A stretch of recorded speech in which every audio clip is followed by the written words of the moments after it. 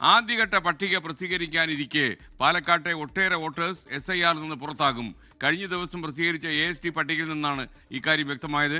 BJP ശക്തി കേന്ദ്രമായ വടക്കന്തറ, മൂത്താന്തറ ഉൾപ്പെടെയുള്ള പ്രദേശങ്ങളിലെ വോട്ടേഴ്സിനെയാണ് ലിസ്റ്റിൽ കാണാതായത്. എന്നാൽ കാണാതായവർ BJP പ്രവർത്തകരെന്നതിന് തെളിവുകളില്ലെന്ന് പാലക്കാട് ജില്ലാ അധ്യക്ഷൻ പ്രശാന്ത് ശിവൻ 24 പറഞ്ഞു.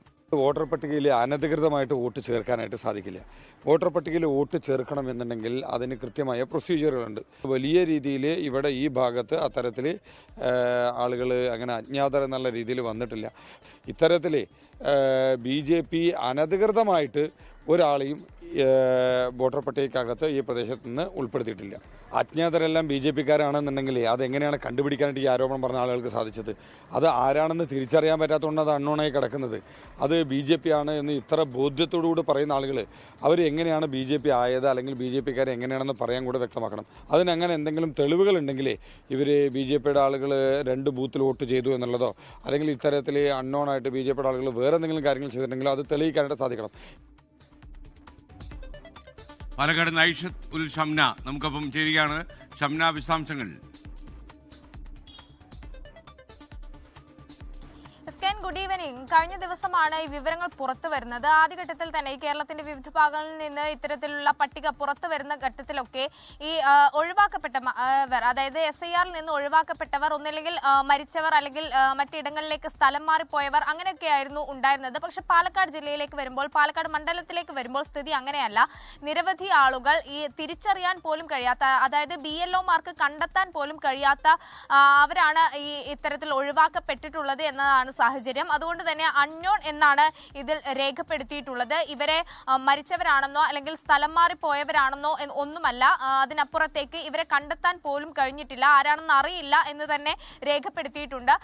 മറ്റൊന്നുള്ളത്, ഇത്തരത്തിൽ ഈ അൺനോൺ പേഴ്സൺസ് ഉള്ളത് BJP-യുടെ ശക്തി കേന്ദ്രങ്ങളിലാണ്. അതാണ് ഇപ്പോൾ ഇത്തരത്തിലുള്ള ഒരു ആരോപണം ഉയർന്നു വരാൻ ഇടയാവുന്നത്.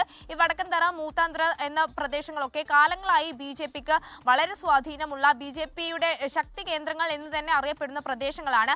ഇവിടെയാണ് ഇത്തരത്തിൽ വ്യാപകമായി ഈ വോട്ടർമാരെ കാണാതാവുന്ന ഒരു സാഹചര്യമുള്ളത്. ഇതിൽ തന്നെ എടുത്തു പറയേണ്ടത് ഈ മൂത്താന്തറ അടക്കമുള്ള വടക്കന്തറയിലെ ബൂത്ത് നമ്പർ 62, 63 പ്രദേശങ്ങളിലൊക്കെ ഏകദേശം 50% വോട്ടർമാരെ കാണാതായിട്ടുണ്ട്.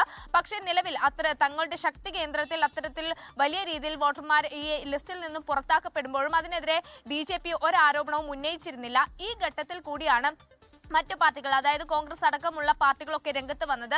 നേരത്തെ തന്നെ BJP പല മേഖലയിലും അനധികൃതമായി വോട്ട് ചേർക്കുന്നു, വോട്ട് ചോരി അടക്കമുള്ള ആരോപണങ്ങളൊക്കെ ഉയർന്നു വന്നിരുന്നു.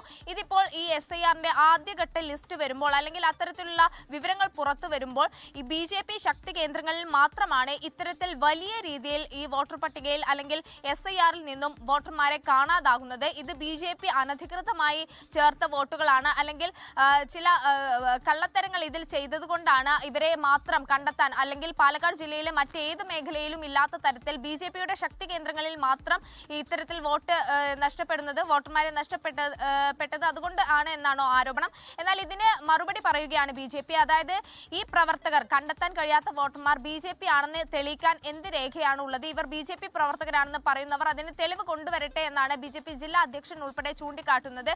എന്തായാലും നാളെ ജില്ലാ കലക്ടർ ഇതുമായി ബന്ധപ്പെട്ട് മാധ്യമങ്ങളെ കാണും. അപ്പോഴടക്കം ഈ കൂടുതൽ വിശദാംശങ്ങൾ വെളിപ്പെടുത്തുമെന്നാണ് നമുക്ക് മനസ്സിലാകുന്നത്. എന്തായാലും ഈ BJP ശക്തി കേന്ദ്രങ്ങളിൽ വോട്ടർമാരെ കാണാനില്ല എന്നതാണ് ഈ രേഖകൾ സൂചിപ്പിക്കുന്നത്.